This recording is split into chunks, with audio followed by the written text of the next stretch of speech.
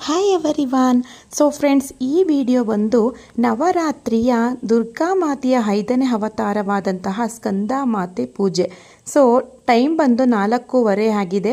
ಹೊಸ್ತಿಲೆಲ್ಲ ready ಮಾಡ್ಕೋತಾ ಇದ್ದೀನಿ. ಹೊಸ್ತಿಲು ಅಲಂಕಾರ ನವರಾತ್ರಿ ಟೈಮಲ್ಲಿ ತುಂಬಾ ಇಂಪಾರ್ಟೆಂಟು. ಇವತ್ತಿನ ಬಣ್ಣ ಬಂದು ಹಸಿರು ಬಣ್ಣ. ಸೊ ಡಾರ್ಕ್ ಹಸಿರು ನನ್ನ ಹತ್ರ ಇರಲಿಲ್ಲ, ರಾಮಗ್ರೀನ್ ಇತ್ತು. ಸೊ ಹಾಗಾಗಿ ಈ ಬಣ್ಣದ ಸ್ಯಾರಿಯನ್ನು ನಾನು ವೇರ್ ಮಾಡಿದೆ. ಸ್ಕಂದ ಮಾತೆಗೆ ಬಾಳೆಹಣ್ಣು ಪ್ರಸಾದ ಅಂದರೆ ತುಂಬಾ ಇಷ್ಟ. ಸೊ ಹಾಗಾಗಿ ನಾನು ಅವಲಕ್ಕಿ ಬಾಳೆಹಣ್ಣು ಹಾಕಿ ಪಂಚಾಮೃತ ನೈವೇದ್ಯವನ್ನು ರೆಡಿ ಮಾಡಿಕೊಂಡೆ.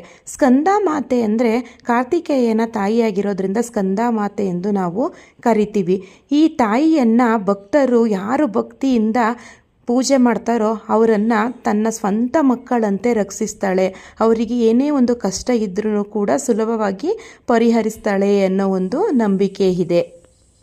ಮತ್ತು ಈ ತಾಯಿಗೆ ಬಿಳಿ ಹೂಗಳು ಅಂದರೆ ತುಂಬಾ ಇಷ್ಟ. ಹಾಗಾಗಿ ನಾನು ದುಂಡು ಮಲ್ಲಿಗೆಯಿಂದ ನಾನು ಅಖಂಡ ದೀಪವನ್ನು ಹಚ್ಚಿದ್ದೀನಲ್ವ, ಅಖಂಡದ ದೀಪ ಸುತ್ತ ಅಲಂಕಾರ ಮಾಡಿದ್ದೀನಿ.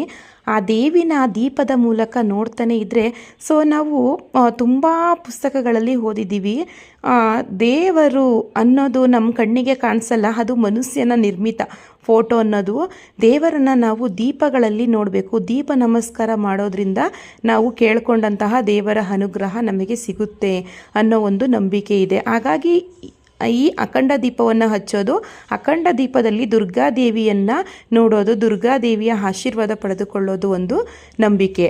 ಮತ್ತು ನವರಾತ್ರಿಯಲ್ಲಿ ಬೆಳಿಗ್ಗೆ ಸಂಜೆ ಹೊಸ್ತಿಲನ್ನು ತೊಳೆದು ಹೊಸ್ತಿಲು ಪೂಜೆ ಮಾಡೋದು ತುಂಬಾ ಪ್ರಾಮುಖ್ಯತೆಯನ್ನು ಒಳಗೊಂಡಿದೆ ಅಂತಲೇ ಹೇಳ್ಬೋದು.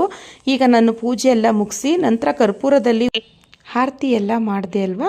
ನೆಕ್ಸ್ಟು ಈ ದೀಪದಲ್ಲೇ ನಾವು ದೇವರಿಗೆ ನೈವೇದ್ಯವನ್ನು ತೋರಿಸಿ ನಂತರ ಈ ದಿನ ಸ್ಕಂದ ಮಾತೆ ಆಗಿರೋದ್ರಿಂದ ಸ್ಕಂದ ಮಾತೆಯ ಮಂತ್ರಗಳನ್ನು ಹೇಳ್ತಾ, ಅಂದರೆ ದುರ್ಗಾ ಮಾತೆಯ ಮಂತ್ರವನ್ನು 9 ಬಾರಿ ಹೇಳೋದು, ಸ್ಕಂದ ಮಾತೆಯ ಮಂತ್ರವನ್ನು 9 ಬಾರಿ ಹೇಳಿ ಆ ದೇವಿಯನ್ನು ನಮಸ್ಕರಿಸಬೇಕು.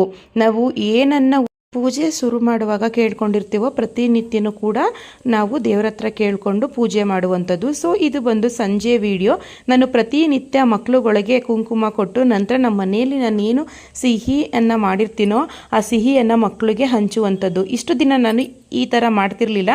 ಅಂದರೆ ಲಾಸ್ಟ್ ಇಯರು ಅಖಂಡ ದೀಪ ಹಚ್ಚೋದನ್ನು ಶುರು ಮಾಡಿದೆ. ನೆಕ್ಸ್ಟು ಸಂಜೆ ಹೊತ್ತು ಇಲ್ಲೇ ನಮ್ಮ ಪಕ್ಕದ ಮನೇಲಿ ತುಂಬ ಚೆನ್ನಾಗಿ ಮಾಡ್ತಾರೆ ದಸರಾ ಹಬ್ಬನ. ಸೊ ಅಲ್ಲಿಗೆ ಮಕ್ಕಳು ಬರ್ತಾರೆ. ನನಗೇನೋ ಇಷ್ಟ ಆಯಿತು, ಮಕ್ಕಳನ್ನ ಕರೆಸಿ ಅರಿಶಿನ ಕುಂಕುಮ ಕೊಟ್ಟು ಅವರಿಗೆ ಪ್ರಸಾದವನ್ನು ಕೊಟ್ಟರೆ ಒಂಥರ ಕಂಫರ್ಟಬಲ್ ಫೀಲ್ ಆಗುತ್ತೆ. ಸೊ ಹಾಗಾಗಿ ನಮ್ಮ ಮನೆಗೂ ಕೂಡ ಕೆಲವೊಂದು ಮಕ್ಕಳನ್ನ ನನಗೆ ಯಾರು ಸಿಗ್ತಾರೆ ಅವ್ರನ್ನ ಕರೆದು ನಾನು ಈ ರೀತಿ ಕುಂಕುಮ ಕೊಟ್ಟು ಪ್ರಸಾದವನ್ನು ಕೊಡ್ತೀವಿ. ಈ ರೀತಿ ಹೆಣ್ಮಕ್ಳನ್ನ ಕರೆಸಿ ಕೊಡೋದ್ರಿಂದ